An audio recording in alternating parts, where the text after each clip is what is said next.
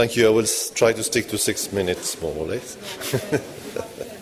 In terms of achievement, we had 4 lags as well. So the first one was the Scottish border, the area which is bordering between England and Scotland.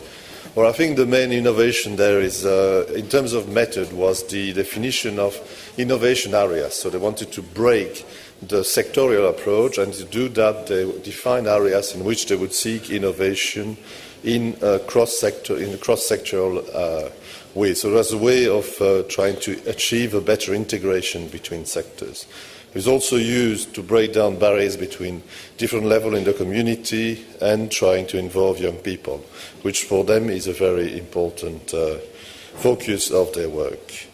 The difficulty is that people came for the first meeting, but after that it became a bit more difficult to keep them involved. In terms of mainstream, another achievement of the LAG is the capacity it had to integrate policies coming from other strands, mainstream strands, Scottish government, etc., into the existing strategy of the LAG.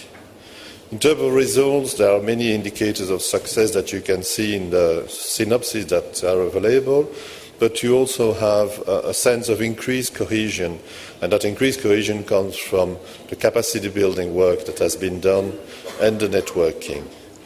That has led to a greater and a more positive feeling of regional identity, and the feeling that you can support people by allowing them to use their own resource better. Second lag is Småland, the lag in the south of Sweden. The method there is a network. It's to have one lag, but it's relying on a network of local partnerships in each municipalities being a group of villages. And in each of those, they're trying to involve those 3 sectors, public, private, and voluntary sectors, and to have always some representative of the young people. So in those 2 cases, young people are a big focus of the action of the LAG. They call it the Ramvilka methodology, sorry about that, and it is based on strong cooperation between people through the organization of working groups, which helps to link and connect and integrate the projects together. In terms of strategy, they focus the strategy on 3 traditional areas. The area was known for hardwood, for crystal, and has some aluminium work as well. So they say, okay, we're going to keep that, and we're going to add a component of design into this to try to make it more desirable on the international market. So they're supporting mostly SMEs who try to market their product and help them with branding, etc. In terms of sustainability, there's a lot of co-marketing that has allowed a stronger feeling of belonging to the place. They've taken into account the environmental aspect of the projects, and they feel there is an added value through the connection with universities and the world of research altogether. In terms of results, a lot of projects. Again, you have great figures about the achievement, which is much higher at midterm than the expected objective, so it's great. But also they feel there is a massive capacity building, which was done in terms of capacity of project development. So the population now is much more able to develop and run projects. And also the creation of networks and clusters between local actors and public authorities in different fields and projects. Third area is Polish area, which is much younger to the world overall in local development, because it started in 2002 with a village renewal program, but that was the opportunity to create some smaller group at village level, and led to, in 2005, to the creation of an informal local partnership in which NGOs, village groups, local authorities and a bank as well were involved, and allowed to do a training program in which rural leaders were trained. And that has allowed them to work on the creation of a comprehensive integrated rural development strategy, which is focused on a river, and the valley surrounding it, and a vision that they develop together in a participative way, which is that area is a good place to live and it's worth a visit. LEADER just started early this year, so it's a bit early. Many projects are on the line, and they're there to support the partnership. It's a small pilot phase of LEADER. It's not as big as it has been in the older member states. And the LAG is now a network of 15 village associations. They're coming from the original smaller local groups, and they're connecting the experience of social development with the new concept of integrated area development. Last is this area where we are now, Monte, which has a strong philosophy of decentralization, of working in proximity to the local actors. They were born through the association of 4 existing local development associations, and still exists a network of 4 rural intervention offices which are in different towns and covering smaller areas. The animation, the facilitation, the development work is also decentralized with a technical support by the LAG coordinator. In terms of strategy, like all the LAG in Portugal, the development agency is not just a leader group. It implements other strands of funding. Even as originally, it was created within the leader framework.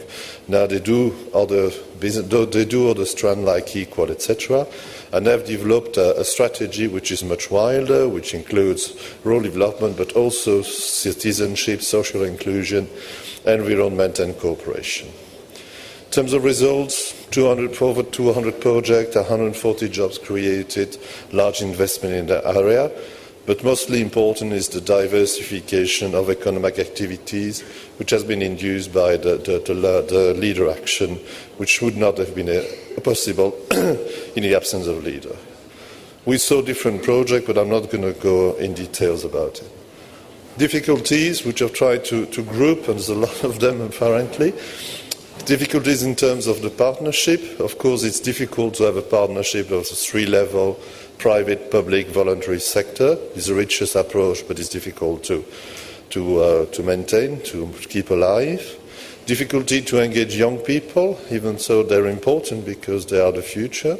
Also, you have an aging population, so you have to find ways, but it's a difficult thing. A strong need to involve now the agricultural community, especially the young farmers. And the question that the leader has always been seen a bit as a challenge to power, because it is another approach, it has another legitimacy, it's grassroots, and it can be seen as disturbing national regional bureaucracy. So the issue that I will come to later of vertical partnership. The question of continuity, because leader 1, 2, plus, and now mainstream. So each time there is a possible breakdown in the development work. So there's a need for more funding to continue the work. But also the paradox is that you need to develop that new strategy even before the project have reached maturity and sustainability. So it's a bit difficult because you can't assess properly what you've done, but you already have to do a new strategy. Big issue discussed here in this room earlier on is the decentralization of payment, because we know that when the LAG pays directly the beneficiaries, it gives them a strong legitimacy and it could, but it also raises a set of issues of accountability, of monitoring, etc. So there was a very vivid discussion earlier around that question, because it is now decentralized financial management, and is going to be more or less re-centralized in the future. And continuity, but also change, because you need to have the capacity to adjust to changes, because the area is changing, the world is changing, the partnership is changing, the rule of the games are changing. So how do you keep the continuity and take the change into account? Quickly, maybe on the mainstreaming, there was a few concerns raised about the fact that the new phase could damage the capacity of the program to adjust to local needs. It's not obvious. And also the way the question beyond that is whether LAG will have or not access to funding under Axis 1 and 2, or is it just going to be under Axis 3 and 4? and again the payment issue, which was raised several times. Challenge of evaluation, also it could be a difficulty because if evaluation is about making sure that people can see the result, it can also be used against the dynamism of the area. Okay, well, let's just say use innovation groups. It's a good method. I've already spoken about it. Local proximity is a key factor to getting good results. I think we know that. And don't forget the importance of vertical partnership. Otherwise, at some point, you might find out that you don't have the support up there. Need capitalization on method for project management. We need to, again, the call for self-evaluation, which is quite important. In terms of strategy, we should not forget that leader is a tool to achieve local goals, but these goals have to be clearly defined. And often we feel that the strategy or the vision is not clearly expressed, it's not too visible. DELAC must have also a capacity to intervene going beyond the leader program. Leader is only founding certain type of action. A strategy could be wider than that, but also should stay focused on real issues. I mean, there is unemployment. Young people are in difficult situation. They should be involved in rural development. So it has to address those important and real issues. Sustainability, it comes, amongst other things, from the involvement of the private sector, including in terms of funding. Good involvement, good funding, more chance of switching to a more sustainable development. Involving of the bank is seen as an important element. The voluntary sector, and always keep in mind that linking the project is an important key. I was asked to focus on cooperation networking, so I'm going to take 1 minute on that. Although there wasn't much material coming out of all the discussions and the synopsis.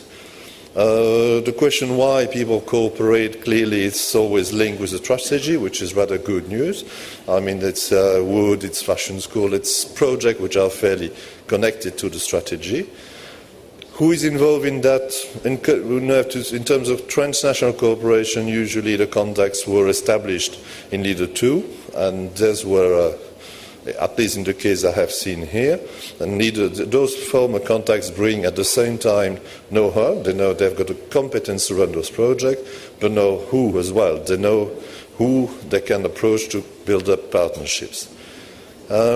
What are they doing exactly? Well, you can see from the case that I looked at again that interterritorial cooperation is clearly a priority. So the first thing you do is you cooperate with your neighbours, you're in a close relation, and you see complementarity across adjacent territories, for example, for creating walking routes and signposting, or for managing the river across the different areas, or creating a critical mass, like in the project, the Portuguese project of selling rural products in a shop in Lisbon, which is run by 12 groups together. Transnational cooperation projects seems to be more about exchange, about learning, about transfer, and less about common action. How does it work? It's very complicated because of different rules of the game in terms of co-founding, the way claims monitoring are done, the deadlines are different, etc. So it's a difficult question. You need to have a clear coordinator. You need to have a clear decision very early on about the way you're going to monitor and organize your procedures for the project. And it is difficult to keep people involved in the project, local people, because they are not, especially in transnational cooperation, because they do not, in fact, participate to the action very often. So what result does, again, well, interterritorial cooperation seems to be more common action, bringing more activity at the local level, whilst transnational cooperation seems to bring more new ideas, new expertise at the local level. Networking, in general, people say national and especially regional networking was very intensive and very efficient and very useful. There were less things mentioned about international networking except for visits, etc. thematic networking has been mentioned, and I think that's a question that could be looked at for the future. Should we develop more thematic networking like it has been done under the Equal initiative? I think I'll leave it to that. Okay.